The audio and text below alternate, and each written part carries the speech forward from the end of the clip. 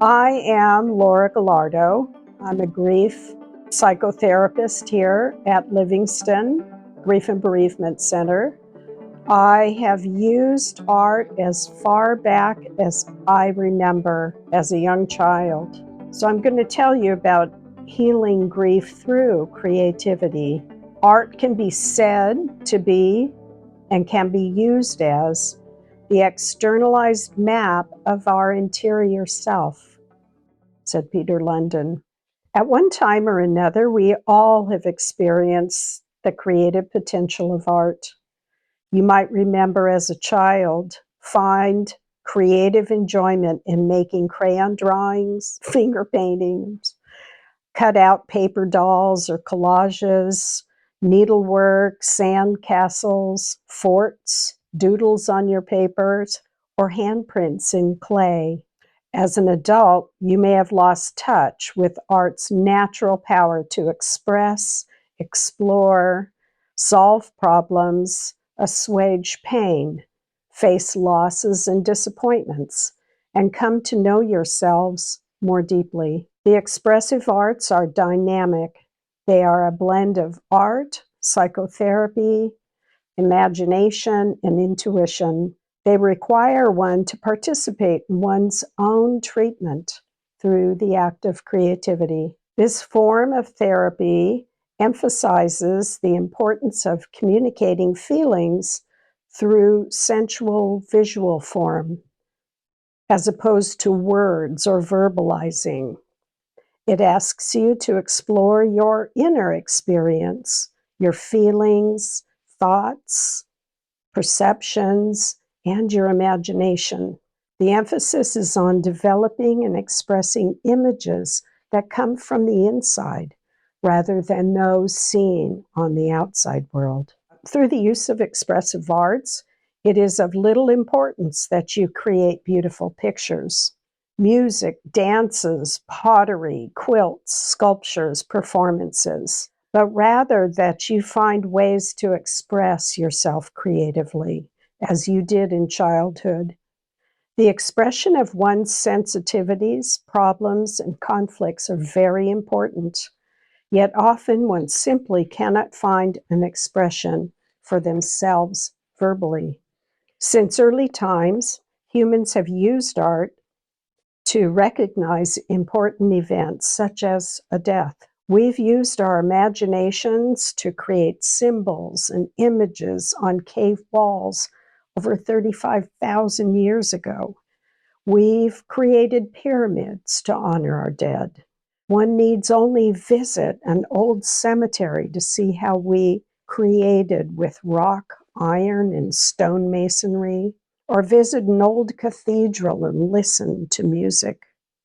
We've created ancient stories and music, such as the Bible or the oldest story around, Gilgamesh, fairy tales, etc., to pass our wisdom down through the centuries. Loss is our common universal experience. Each of us face losses at various points in our lives. A loved one, a pet, one's health, a job, or a home, leaving us bereft, empty, confused, and detached.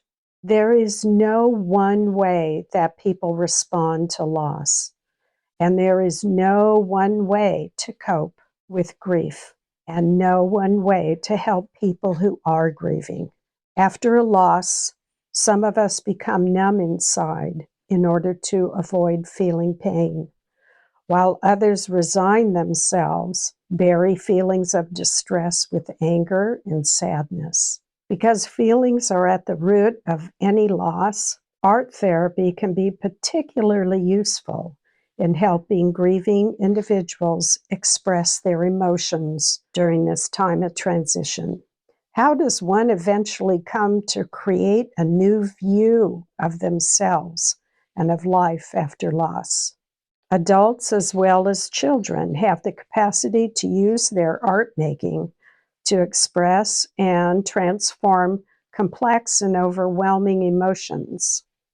It is a potent way to access our senses, our body memories with their overwhelming feelings of grief, mourning, and loss. It brings loss into the room in a tangible but contained way. Survivors gently confront and break through avoidance in the safety of individual and/or group art therapy. Creative therapy works with bereaved individuals to promote expression and healing of emotional and spiritual grief, a modality with special qualities for reparation, transformation, and self-exploration.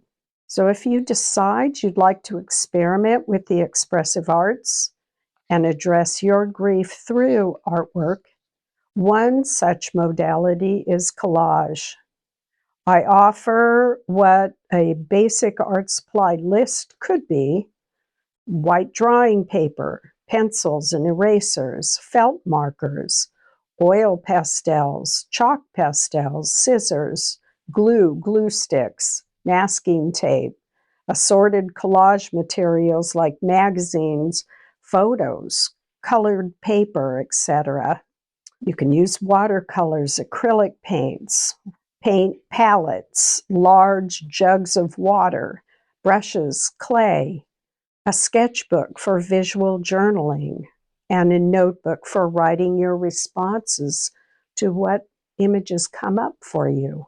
Collage got its name from the French verb coller, to glue. It is the technique of composing on a surface fragments of various materials not normally associated with one another. These may symbolize and express our ongoing bond to the deceased, especially when photographs are used. One only needs a variety of textural papers and a sturdy surface to which you can attach them. Paper and magazines are one of the easiest materials with which to work and require very simple tools and supplies: a good pair of scissors, white glue, and a variety of papers and found objects. With collage, which is the act of disassembling and reassembling, when we are possibly traumatized and in those places of severe loss and stress, we're in pieces and fragments. So when you're working with pieces of fragments, really you're working with your fragmented self. You are gluing yourself down. There is some order to the chaos that comes with grief and loss. This paper becomes the container that holds it all. The feelings of shock, protest, and despair, they're contained in this art-making process.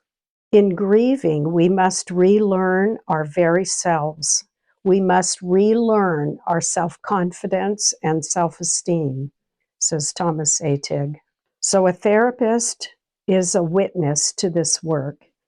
And if you have no witness, then I emphasize the importance of a notebook for writing responses to your images.